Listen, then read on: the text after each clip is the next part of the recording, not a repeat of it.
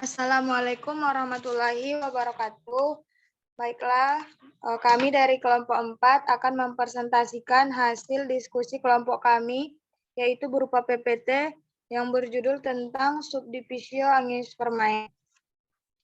Saya akan memperkenalkan diri, yaitu saya Fitrianda Pane dengan NIM 20031011 sebagai moderator, dan rekan saya Fadila Atarina Maulina dengan NIM 20031067 sebagai pemateri, dan Firma Putri dengan NIM 20031009 sebagai pemateri. Lalu untuk mempersingkat waktu, selanjutnya penyampaian materi pertama akan dilanjutkan oleh Fadila Atarina Maulina. Kepada Saudari Fadila kami persilahkan. Baiklah, saya akan membacakan materi pertama, yaitu mengenai subdivisio angiospermae. Yang pada materi ini kita akan menjelaskan mengenai ciri-ciri umum dan klasifikasi dari angiospermae. Yaitu slide selanjutnya.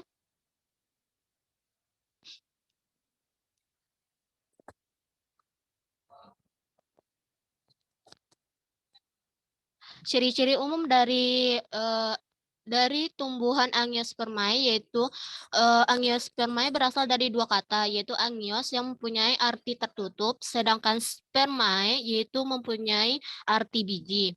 Sehingga dapat kita simpulkan bahwa angiospermae merupakan golongan tumbuhan yang dapat menghasilkan biji, serta dilindungi oleh karpel ataupun daun buahnya, serta pembuahan ganda. Memiliki alat perkawinan yang berupa bunga, ya atau yang disebut juga dengan Anthophyta.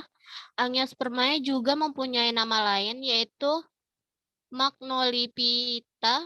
Dan berikut ciri-ciri umum dari angiospermae. Pertama yaitu bakal biji yang berada di dalam megasporofil yang kemudian termodifikasi menjadi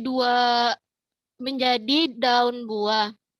Yang kedua yaitu secara umum, daun buah mempunyai daging tebal seperti mangga, semangka, dan jeruk. Yang ketiga, daun buahnya berfungsi sebagai pelindung dari biji supaya tidak kekeringan di saat mengalami dormansi. Ketiga, yaitu sedangkan tubuh dari angiospermae mempunyai bentuk serta ukuran yang bervariasi. Ada yang berupa tumbuhan ya dengan bunga kecil yang memiliki diameter 2 mm, juga ada pohon raksasa yang mempunyai ketinggian lebih dari 100 meter. Dan tubuhnya mempunyai bagian di antaranya yaitu akar, batang, daun, serta bunga.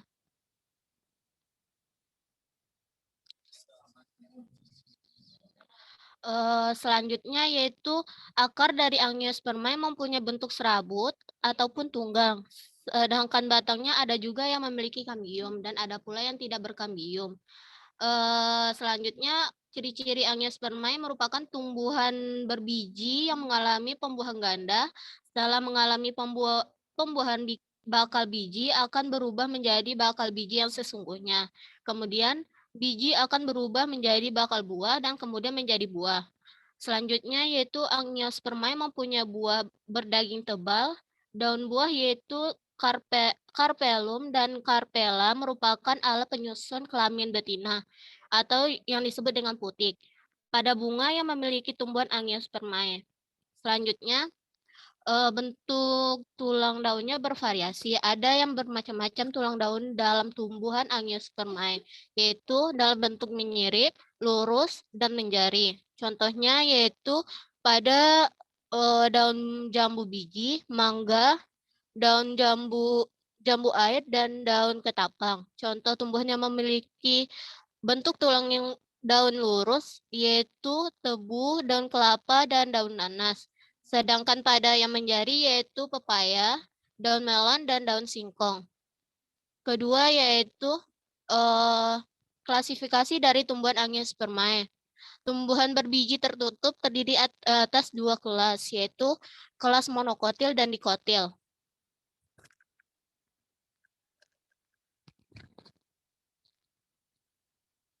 Kelas dari monokotil Baiklah, materi selanjutnya yaitu akan dibacakan oleh Fitri. Baiklah, terima kasih kepada Saudari Fadila.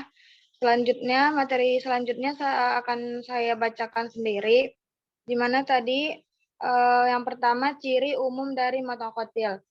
Yang pertama yaitu keping biji tunggal, yaitu 1, memiliki berkas vaskular atau pembuluh angkut yang terdapat di batang yang bertipe kolateral tertutup antara xilem dengan floem yang tidak terdapat kambium.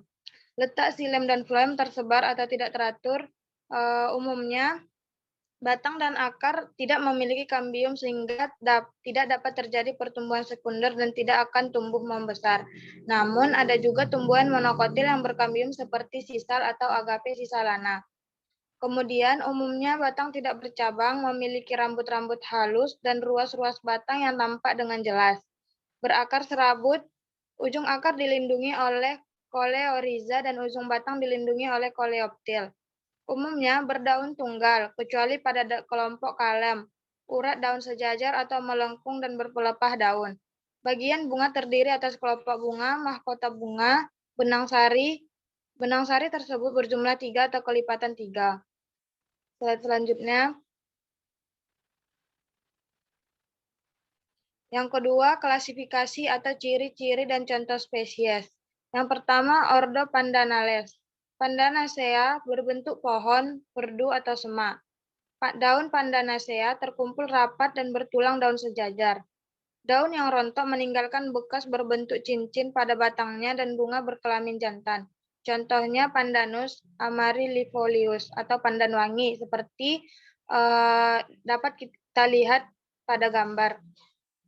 Di mana kingdomnya Plantae, divisi Magnoliophyta, kelas Liliopsida, ordo Pandanales, famili Pandanacea, genus Pandanus, dan spesies Pandanus amaryllidolius. Slide selanjutnya. Ordo Arales atau Spathiplorae. Suku Aracea termasuk ordo Arales atau Spathiphlora yang merupakan herba perennial, berizoma atau berumbi, tegak atau memanjat atau mengapung. Daun berseling, bunga seksual atau uniseksual. Contohnya Colocasia esculenta dan Alocasia denudata. Baiklah, selanjutnya akan dilanjutkan oleh Saudari Firma Putri. Kepada Saudari Firma Putri, kami persilakan.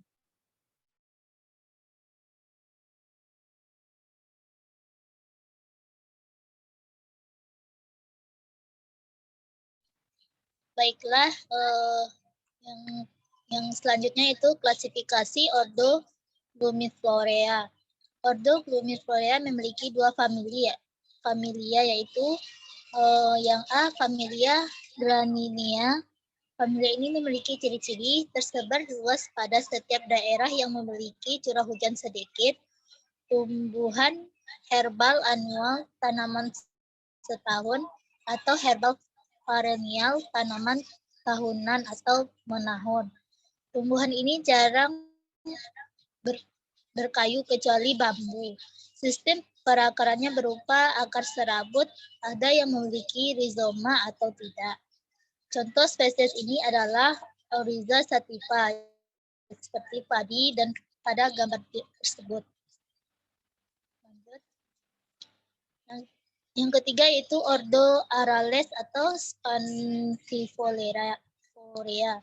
Suku Aracea termasuk ordo Arales Spathiphlora yang merupakan herbal perennial, berizoma atau berumbi, tegak atau memanjat atau mengapung.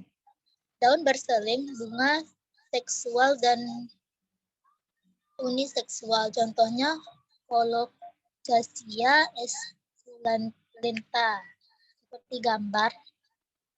Lanjut. Thank you.